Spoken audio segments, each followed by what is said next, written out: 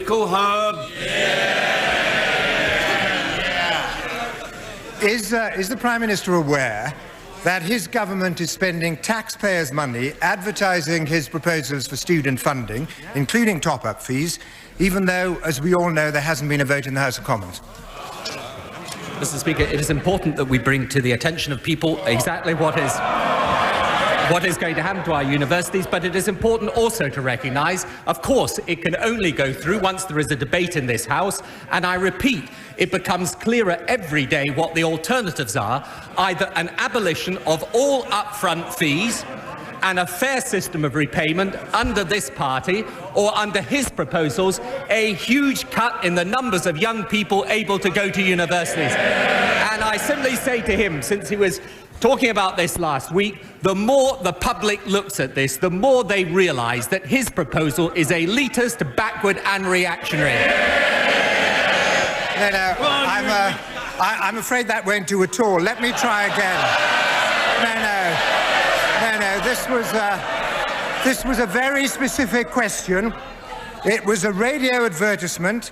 I've got the text here. It says you cough up zip till you're blinging, which, as a Prime Minister will know, means you pay nothing till you're in the money. These are advertisements promoting the government's policy on student funding, which have yet to pass the House of Commons. Does the Prime Minister approve of that? Mr. Speaker, surely the issue is what is the right policy for the country? Oh, yes, it is. The issue on student finance is... Let the Prime Minister answer. The issue isn't some radio advertisement. The issue is what is the right policy for Britain. And let's look at the alternative, which is what he does not want to do. We either abolish upfront fees, all graduates then pay something back under a fair system of repayment, or we end up with cutting by 100,000, possibly 250,000, the numbers of young people going to universities. That is the actual choice, and it's the one he wants to run away from. There's a rather important question here, which the Prime Minister is going to have to answer. Doesn't he think that it's just a little bit presumptuous to start advertising the new student finance policy when 157 of his own members of Parliament have signed a motion against it, and as a result the bill has not yet even been published, and he, with his majority of 170, has had to put back the vote? I'll tell him what I think is presumptuous. What is presumptuous is for the Conservative Party to say that they're going to cut taxes at the same time as they're actually going to cut the funding going to universities.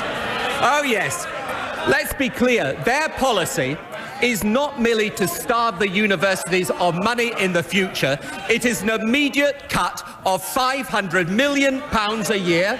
He can put me right if I'm wrong on this. That means 100,000 fewer people at university. Now, instead of debating radio advertisements, let's debate policy. Well, that's what the Prime Minister thinks of the proper use of taxpayers' money. Let me remind the Prime Minister of his government's own rules. This is what they say. Government publicity for proposals which are or may become the subject of legislation in Parliament remains a particularly sensitive area. Until such measures have become law, any government publicity must neither assume nor anticipate parliamentary approval. Isn't this advertisement a flagrant breach of the government's own rules? Well, let's indeed debate taxpayers' money, because there's a very simple choice on student fees. Oh yes, there is. And the Conservative Party members can try and duck the choice, but they won't duck it, not now and not up till the next general election. The issue is this about taxpayers' money. Either the taxpayer pays for all student finance, irrespective of whether they've actually been to university, or they have our system. Now, will he come clean and accept that under his provision, it means 100,000 fewer students, in time 250,000 fewer? That is unfair, regressive and reactionary, and we will have nothing to do with it. Order. Before the Leader of Opposition starts, Mr Fabricant, you're shouting louder than anyone else. Order. Well, Your Honour, order. The honourable gentleman's nodding in agreement. He's out of order because I've told him not to shout. Now I'm telling the honourable gentleman not to shout. He's too near me. He's far too near me. Mr. Howard. Is the Prime Minister so indifferent to the abuse of taxpayers' money in contravention of his own government's rules that he's not even prepared to answer this question? If the minister responsible for this abuse of taxpayers' money is found to have broken these rules, will he resign? Really, it is unbelievable. He's got 5 questions on the issue of student finance, and not once is he prepared to debate the real choice. It's not about some advertisement. It's about what's the right thing for the future of this country.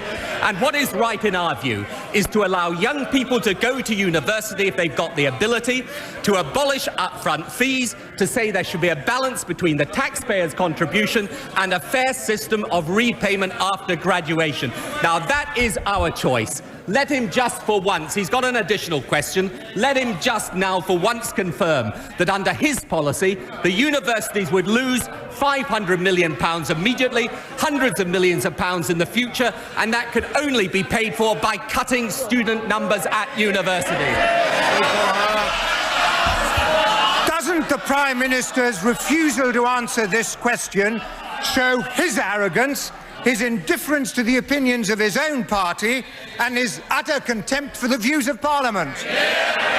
No, because Parliament will make its decision. The question is, what is the right decision for the country? And what is... No, they say.